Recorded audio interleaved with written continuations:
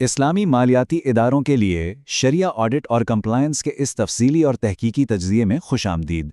जब भी जदीद बैंकारी का जिक्र आता है तो ये सवाल जहन में ज़रूर उभरता है कि इस्लामी बैंकारी दरअसल रिवायती निज़ाम से किस तरह मुख्तलिफ है। ये कोई महज मुतबादिल नाम नहीं, बल्कि एक इंतहाई मुहतात और कड़ा निज़ाम है जो बिल्कुल मुख्तलिफ और सख्त उसूलों की बुनियाद पर खड़ा है। इस तज्ज़िये में हम बिल्कुल गैर जानिबदाराना अंदाज में उन ठोस शवाहिद और रहनुमा उसूलों का जायज़ा लेंगे जो इस पूरे निज़ाम की शफाफियत की असल ज़मानत हैं।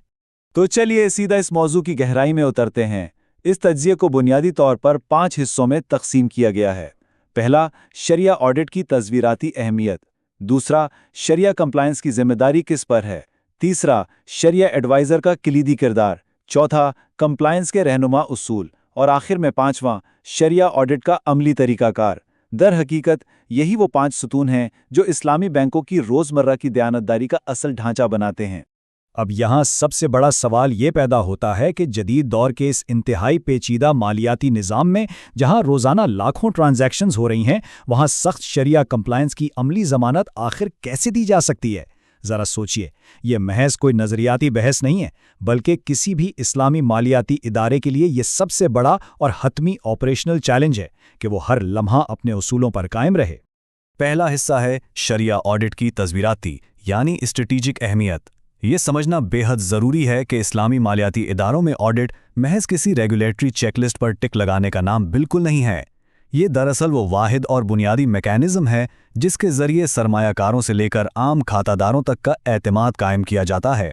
यह एतमाद ही तो इस पूरे निज़ाम की असल करेंसी है। यहाँ जो बात वाकई दिलचस्प और ताकतवर है वो ये जुमला है कि ये महज एक इंतखाब का मामला नहीं, बल्कि ये वजूद का मकसद है।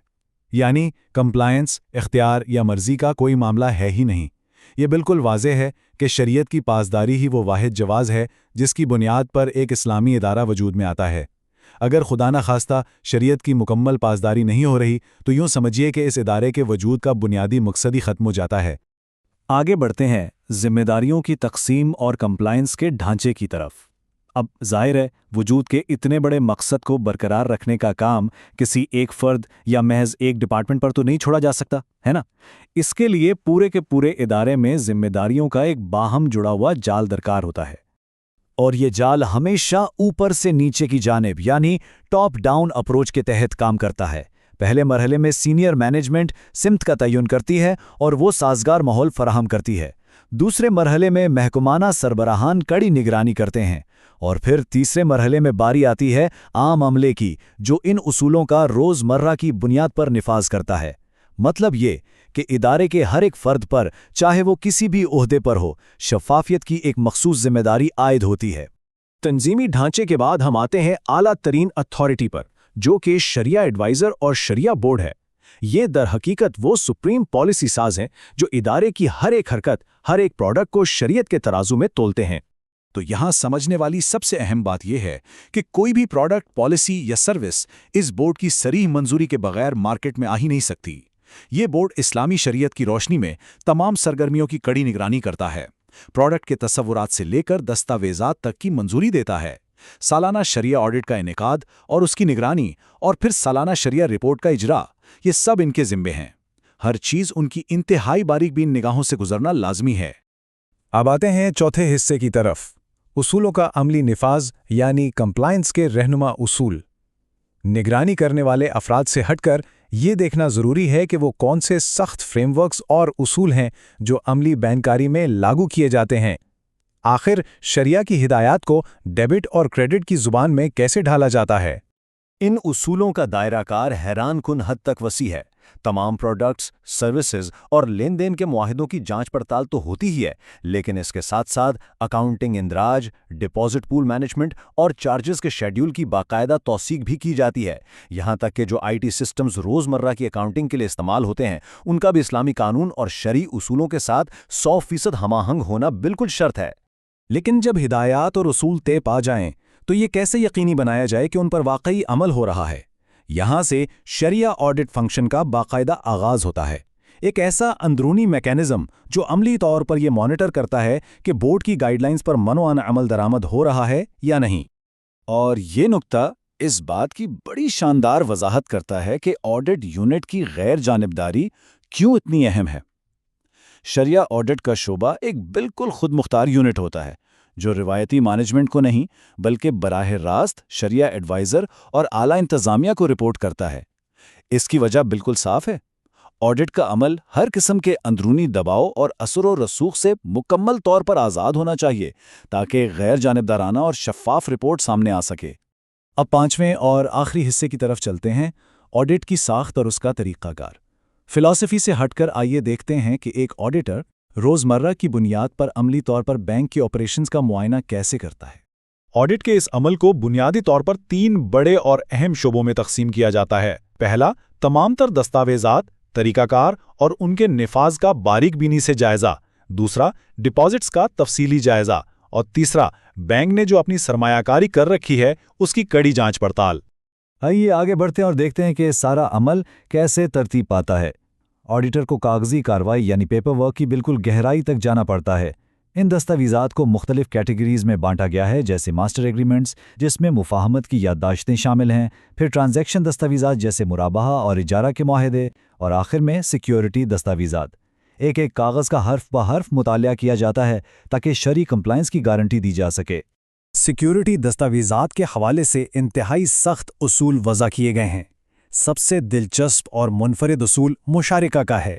روایتی بینکوں کے برعکس، مشارکہ میں آپ سیکیورٹی کو کسی عام کاروباری نقصان کی صورت میں کیش نہیں کرا سکتے۔ اس ضمانت کو صرف اور صرف اسی صورت میں کیش کرایا جا سکتا ہے جب یہ باقاعدہ ثابت ہو جائے کہ دوسرے فریق نے جان بوجھ کر غفلت یا بدعنوانی کا مظاہرہ کیا ہے۔ عام اصولوں اور دستاویزات کی جانچ کے بعد آڈیٹر کا اگلا قدم مخصوص مالیاتی پروڈکٹس کا آڈٹ کرنا ہوتا ہے۔ یاد رکھیے، ہر پروڈکٹ کی نوعیت الگ ہے، اس لیے ان کی جانچ کے لیے بنائے گئے قواعد بھی انتہائی مخصوص اور مختلف ہوتے ہیں۔ مثال کے طور پر مرابحہ کا آڈٹ لیتے ہیں۔ اس میں سب سے پہلے تو فروخت کی جانے والی چیز کا حلال ہونا اور اس کی ملکیت کا واضح ہونا شرط ہے۔ پیشکش اور قبولیت پر دستخط اسی وقت ہوں گے جب چیز بینک کے مکمل قبضے میں آ جائے۔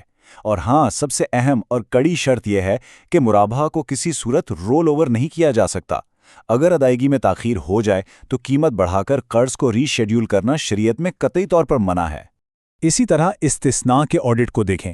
اس کی منفرد بات یہ ہے کہ اس میں کسی ایسی چیز کی فائنینسنگ کی جاتی ہے جو بھی وجود میں آئی ہی نہیں، لیکن جب بات اس چیز کو آگے فروخت کرنے کی ہو تو اصول وہی پرانا اور سخت رہتا ہے۔ بینک جب تک اس تیار شدہ سامان کا باقاعدہ فزیکل قبضہ نہیں لے لیتا، اسے آگے فروخت کرنے کا کوئی مجاز نہیں ہے۔ ڈیمینشنگ مشارکہ میں آڈیٹر کی خاص توجہ اس عمل کی ترتیب پر ہوتی ہے۔ معیاری معاہدے کے الفاظ کی پیشگی منظوری سے لے کر مشترکہ ملکیت کے باقاعدہ قیام تک تمام مراحل کو ایک سخت ترتیب کے ساتھ چلنا ہوتا ہے، اور سب سے ضروری بات، اسے محض کیش یا نقد رقم فراہم کرنے کے بہانے کے طور پر بالکل استعمال نہیں کیا جا سکتا۔ اب تک کی باتوں سے شاید یہ لگے کہ آڈٹ صرف اور صرف کاغذی کارروائی یا مالیاتی لین دین کا نام ہے، لیکن ایسا نہیں ہے۔ آڈٹ کا دائرہ کار فینانس سے ہٹ کر اس عمومی ماحول اور کلچر تک بھی جاتا ہے جس میں ادارہ اور اس کا عملہ کام کر رہا ہے۔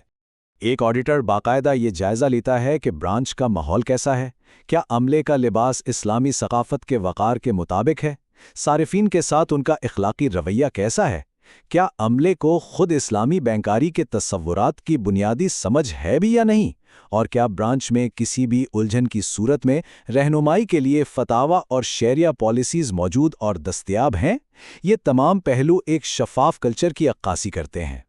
تو اس ساری گفتگو کا لب لباب یہ ہے کہ آڈٹ کے یہ کڑے، پیچیدہ اور باقاعدہ نظام ادارے پر کوئی اضافی بوجھ نہیں ہے۔ دراصل یہی وہ بنیاد اور وہ ستون ہے جو بینک کے تمام تر آپریشنز کو قانونی، جائز اور مستند بناتے ہیں۔ ہم بجا طور پر کہہ سکتے ہیں کہ شرعیہ کمپلائنس کے بغیر ایک اسلامی مالیاتی ادارہ اپنی روح، اپنی اصل شناخت اور اپنے قیام کا جواز یکسر کھو بیٹھتا ہے۔ آج کے اس تجزیے کے اختتام پر ایک انتہائی اہم اور غور طلب سوال ابھرتا ہے۔ اگر کمپلائنسی واقعی ان اداروں کے وجود کا اصل مقصد ہے تو کل کے پیچیدہ مالیاتی چیلنجز کا سامنا کرنے کے لیے ان داخلی آڈٹ سسٹمز کو کس طرح مسلسل ارتقا پذیر ہونا چاہیے؟ تیزی سے بدلتی ہوئی اس گلوبل اکانومی اور جدید ٹیکنالوجی کے دور میں یہ نظام اپنی شفافیت اور روح کو کیسے برقرار رکھیں گے؟ یہ وہ سوال ہے جو اسلامی مالیات کے مستقبل کی سمت کا تعین کرے گا۔